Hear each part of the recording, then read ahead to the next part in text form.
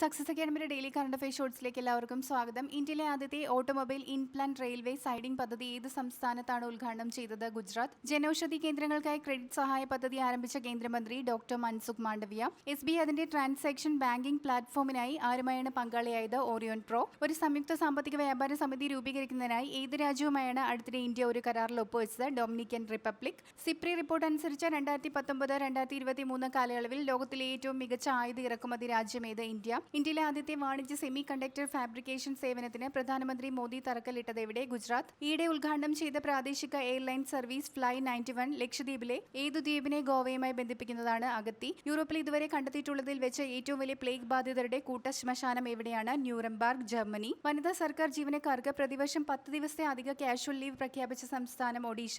തായ്ലൻഡിൽ പുതുതായി കണ്ടെത്തിയ 8 കണ്ണുകളും 8 കാലുകളുമുള്ള തേൾ ഇനത്തിന്റെ പേര് യൂസ്കോപ്പിയോപ്സ് ക്രാച്ചൻ. കൂടുതൽ വീഡിയോസിനായി ചാനൽ സബ്സ്ക്രൈബ് ചെയ്യുക.